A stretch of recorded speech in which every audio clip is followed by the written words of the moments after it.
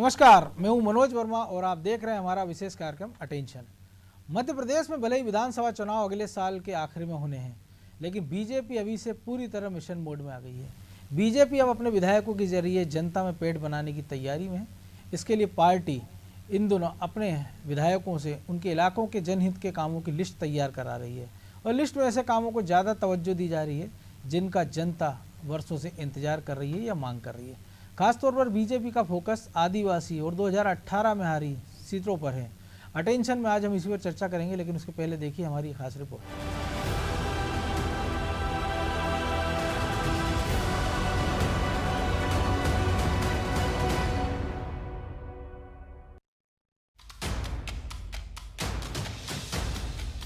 मध्य प्रदेश में अगले साल विधानसभा चुनाव है।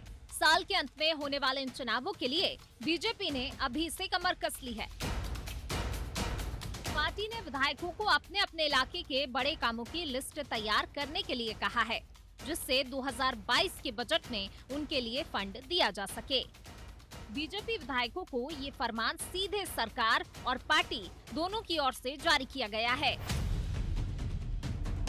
कामों में भी वही काम शामिल होंगे जिसकी उस इलाके की जनता सालों से मांग कर रही है और जनता को सीधा फायदा पहुंचे। विधायकों को इस बात की हिदायत भी दी गई है कि जो भी प्रोजेक्ट हो वो और सीधे तौर पर जनता से जुड़े हों। देखिए, भारतीय जनता पार्टी का कार्यकर्ता 24/7 365 दिन जनता के बीच में रहता है। बूथ स्तर का कार्यकर्ता हो, मंडल स्तर का कार्यकर्ता हो, जिले स्तर का कार्यकर्ता हो, विधायक हो, सांसद हो, सभी लोग, मुख्यमंत्री जी हो, सभी जनता के बीच में जनता की सेवा के लिए हम लोग संकल्पित हैं। फिर आपने देखा होगा कि जैसे कोरोना काल 1 आया, 2 आया, तो हमारे माननीय प्रदेश अध्यक्ष जी ने प्रत्येक कार्यकर्ता को आह्वान किया कि जनता की सेवा करें। तो हमारा कार्यकर्ता 24/7 जनता के बीच में रहता है, विधायक भी। और निश्चित रूप से केंद्र की जो जन कल्याण की योजना है, जो प्रदेश की जन कल्याण की योजना है, प्रत्येक कार्यकर्ता जनता के बीच में जाता है और अपनी बात रखता है। यही वजह है कि 2003 में जब जनता ने हमें आशीर्वाद दिया तो हम जन आकांक्षाओं पे खरे उतरे। फिर जब 2008 में हमें आशीर्वाद मिला तो हम उस टाइम भी जन आकांक्षाओं पे खरे उतरे। भारतीय जनता पार्टी जनता के बीच में रहती है और जन आकांक्षाओं की कद्र करती है। पार्टी का फोकस उन इलाकों में भी होगा जहां 2018 में पार्टी की परफॉर्मेंस कमजोर रही। खासकर आदिवासी और हारी हुई सीटों पर पार्टी फोकस कर रही है, जिनमें मालवा निमाड़ के साथ साथ महाकौशल होगा। जिन इलाकों में आदिवासी सीटें हैं उन पर भी ज्यादा फोकस होगा, क्योंकि अनुसूचित जनजाति के लिए रिजर्व 47 सीटों में से बीजेपी के खाते में 2018 में केवल 16 सीटें आईं और उसके बाद 1 सीट उपचुनाव में मिली। इसके अलावा महाकौशल इलाके में भी आदिवासी सीटों की संख्या ज्यादा है। हालांकि जानकारों का मानना है कि 2018 से सबक लेकर बीजेपी अब 2023 की तैयारी कर रही है। यही वजह है कि जनता से जुड़ी जरूरतों और मुद्दों को नजरअंदाज नहीं कर रही है। वहीं कांग्रेस का मानना है कि बीजेपी कितनी ही रणनीतियां क्यों ना बना ले, उससे कोई फर्क नहीं पड़ने वाला। तो काय का एमएलए का रिपोर्ट कार्ड बनाएंगे वो? उनके एमएलए ने कुछ काम ही नहीं किया। कमलनाथ जी की सरकार में जो काम किए गए हैं उनका फाइनलाइजेशन होगा, उस पर इनके विधायक अपनी पर्ची चिपका देंगे और कहने लगेंगे कि हमने काम किया है। अभी हम लोग भी ये तैयारी कर रहे हैं क्या क्या काम किस कॉन्स्टिट्यूंसी में हुए हैं और कमलनाथ जी ने किस तारीख में क्या किया है वो हम बताएंगे लोगों को। बीजेपी ने करा क्या अभी तक, सिवा जो है हुड़दंग करने के, नारेबाजी करने के, इवेंट्स करने के, जनता के पैसे पे उत्सव महोत्सव करने के, और क्या काम किया है? लोगों को जो है दवाई तक तो दे नहीं पाए, बिस्तर बेचते रहे इनके कार्यकर्ता। जब बीमार पड़े लोग, करा क्या है ये सब भी बताओगे ना साथ में। बीजेपी 2018 के विधानसभा चुनाव में बहुमत से कुछ ही सीटें पीछे रह गई थी। बीजेपी को उम्मीद है कि अब उन इलाकों और सीटों पर फोकस करके वापस सत्ता तक पहुंचा जा सकता है। प्रदेश के विधानसभा चुनाव अगले साल के अंत में हैं। इससे पहले जनहित से जुड़े कार्यों को करके बीजेपी किसी न किसी तरह जनता के विश्वास को जीतना चाहती है, जिससे 2023 की राह आसान हो। ब्यूरो रिपोर्ट, अनादि टीवी।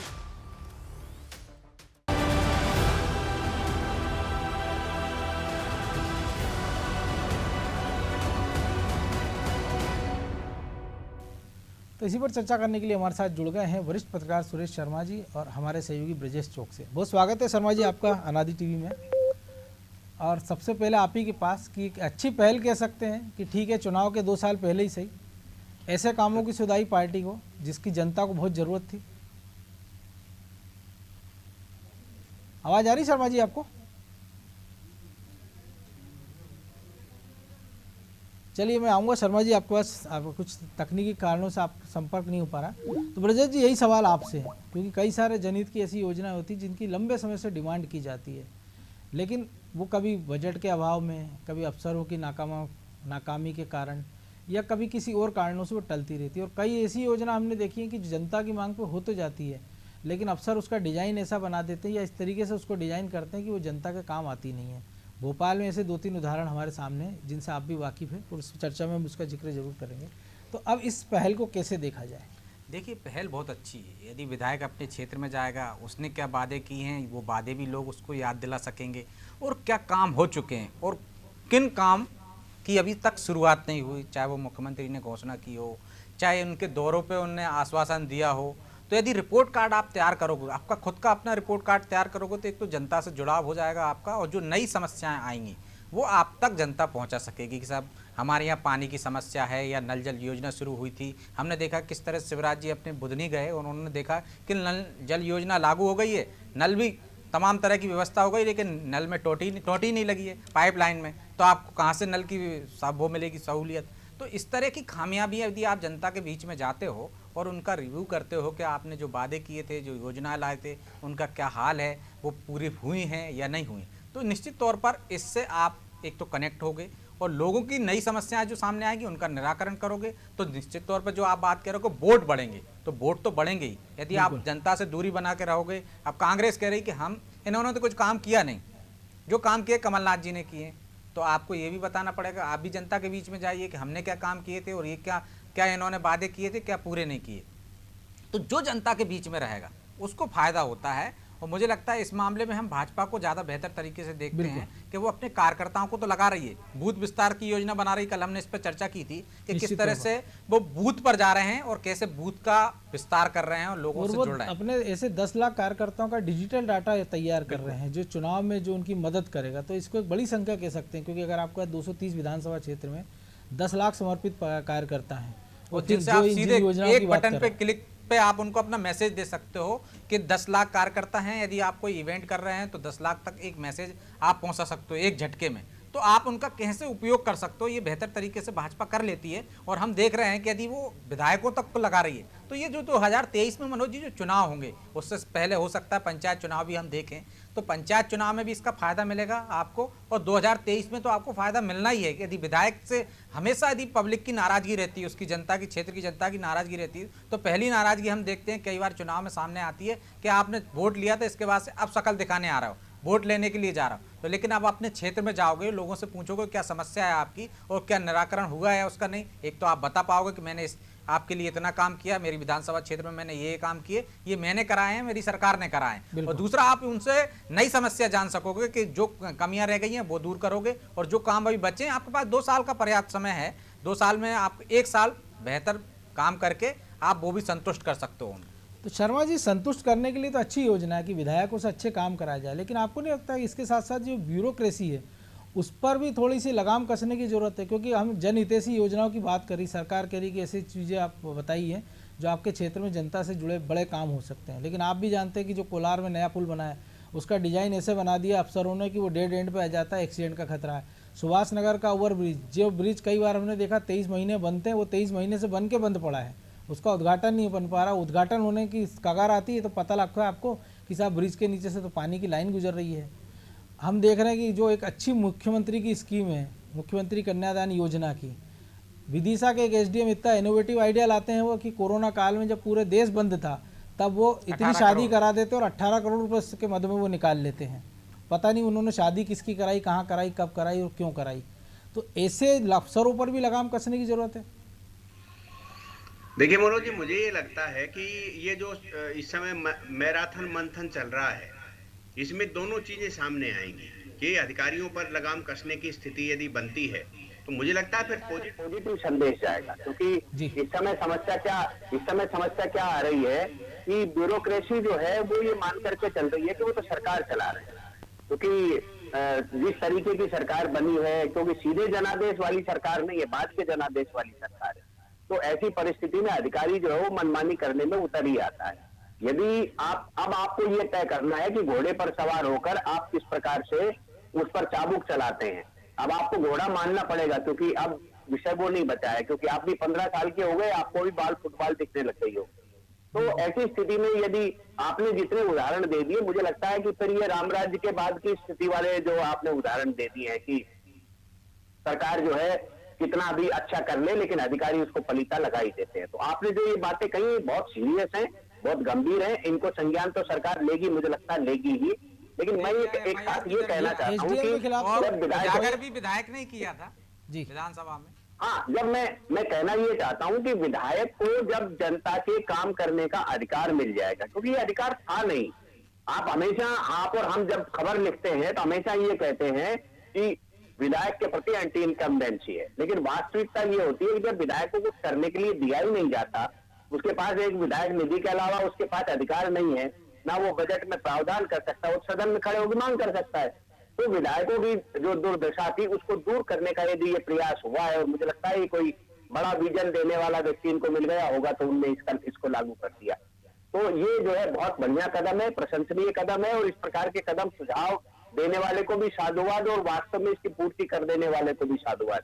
क्योंकि तो मैं पिछले समय से एक चीज देख रहा हूं मनोज जी, जो मुझे कहना चाहिए, और वो ये है कि सरकार जो है वो 2-3 बड़े लोग चलाते हैं, बाकी लोग तो उसमें सरकार में ये मान के चलते हैं कि हम सरकार के हिस्सेदार हैं।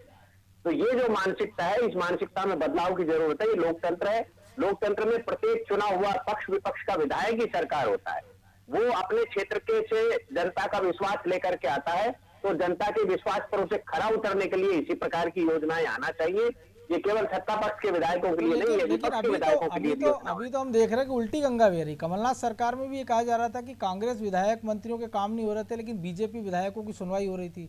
और इस सरकार में भी कई बार ऐसे आरोप लगते रहे कि उनके विधायकों की सुनवाई नहीं होती, लेकिन कांग्रेस का विधायक कोई काम लेकर जाता है तो उसका काम हो जाता है। और फिर ये उसके पीछे प्रैक्टिस भी कई तरह की हम देखते हैं कि अगर गोविंद सिंह जाते हैं नरोत्तम मिश्रा के यहाँ, तो वो भले जो भी बात करके आते हों, लेकिन वो बाहर आकर यही बताते कि मैं क्षेत्र के काम से गया था।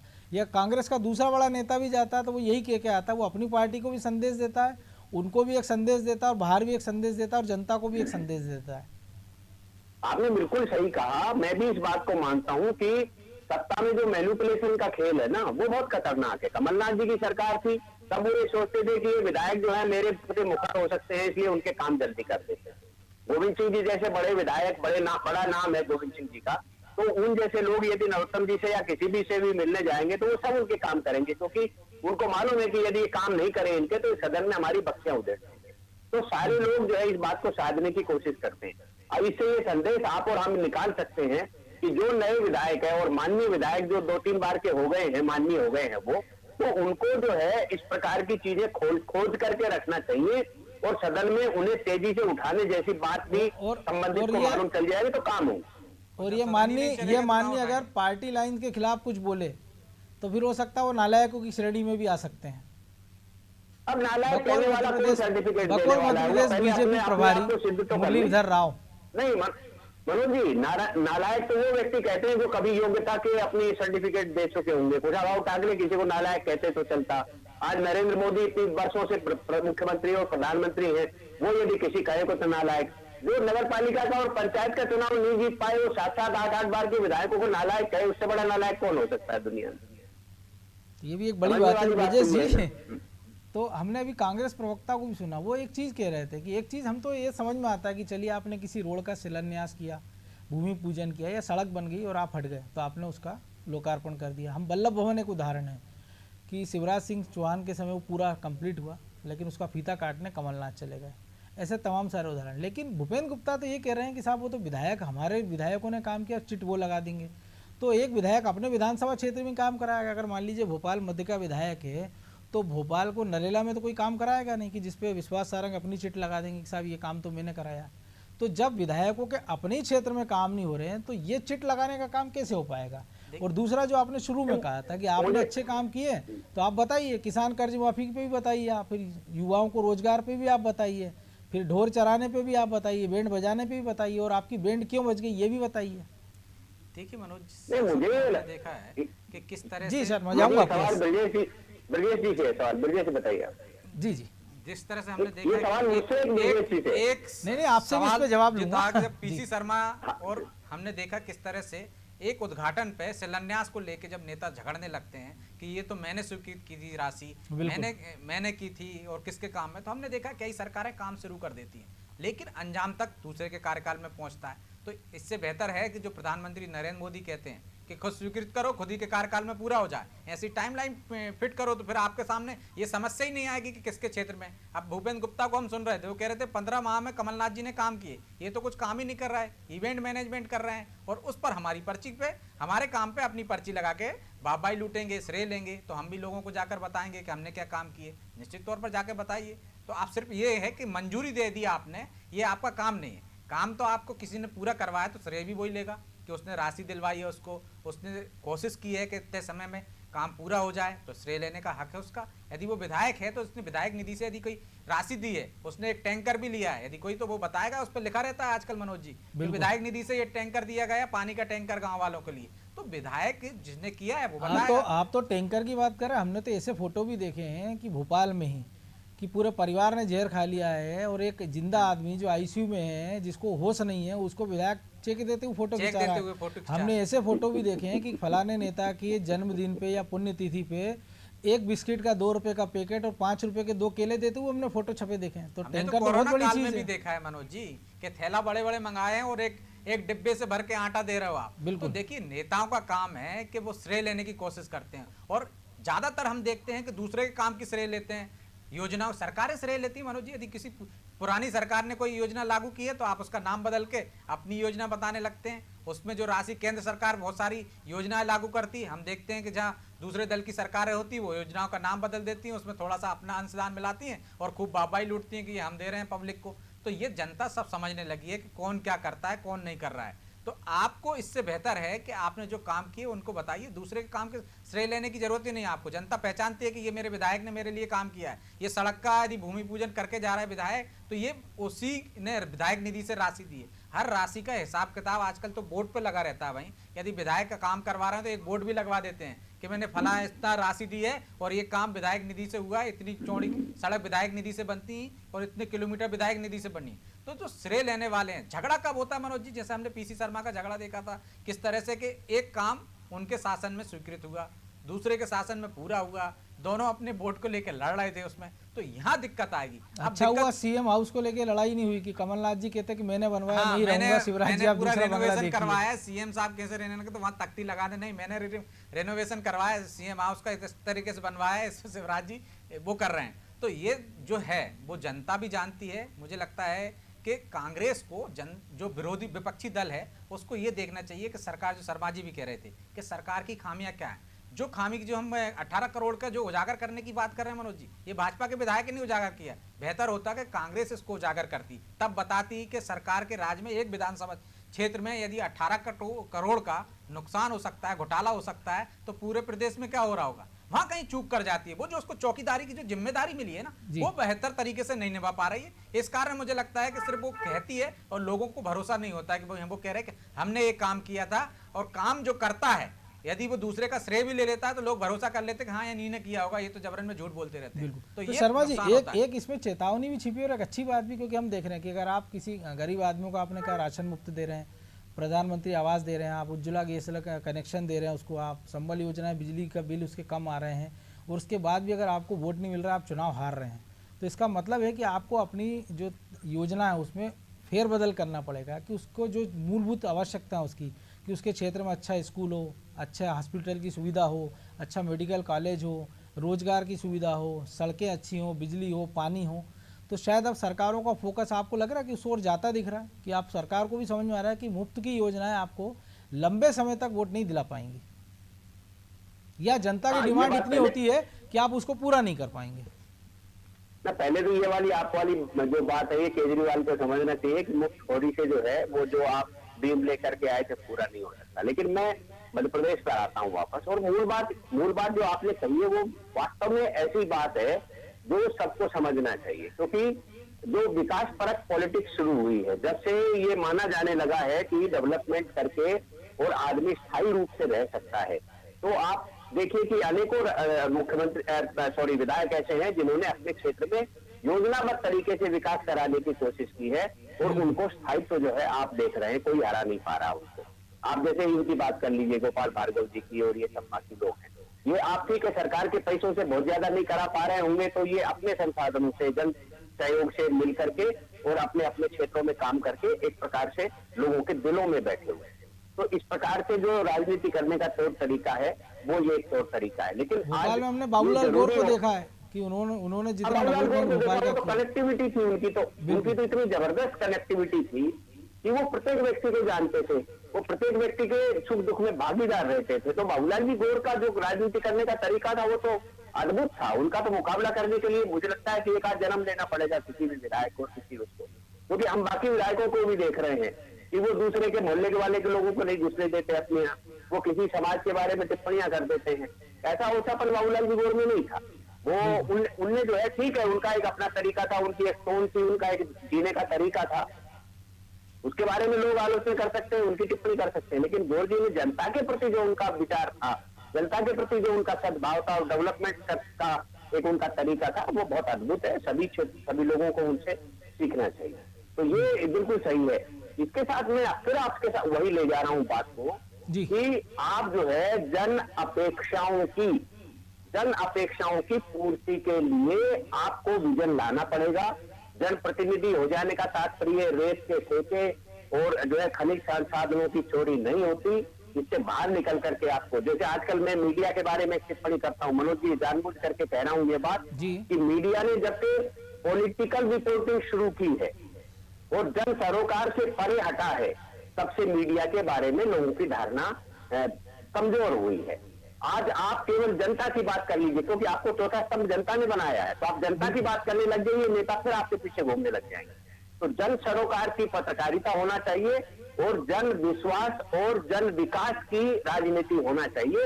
ये इस लोकतंत्र की सबसे बड़ी जरूरत है और मुझे लगता है ये एक बहुत बड़ी पहल है। मैं स्वागत करता हूँ, आलोचनाओं के साथ भी स्वागत करूंगा मैं इस बात का कि ये कहा गया है कि विधायकों को कि आप अपने अपने क्षेत्र की, मैं कहता हूँ ये केवल भाजपा के विधायकों के लिए लागू नहीं होना चाहिए, सभी विधायकों के लिए होना चाहिए कि अगला जो बजट आ रहा है फरवरी मार्च में जो बजट आएगा, उस बजट में सारे विधायकों के जो जन अपेक्षाओं वाले काम है उनको समाहित करने की कोशिश की जाना चाहिए। चाहे चरणबद्ध तरीके से करें, अनुपूरक बजट में करें या अगले साल वाले बजट में करें, उनको शामिल करने की दिशा में सरकार को विचार करना चाहिए। और यही जनोन्मुखी और लोक हितकारी सरकार के कर्तव्य है। राजनीति अपनी जगह है, राजनीति में तो देखो प्रधानमंत्री को दांव पे लगाया जा सकता है, तो राजनीति तो राजनीति की जगह है, लेकिन आप जो है यदि जन अपेक्षाओं के प्रति सावधान हैं तो आपको जो है इस योजना को सभी विधायकों के साथ ले जा करके एग्जीक्यूट के क्रियान्वित करना चाहिए।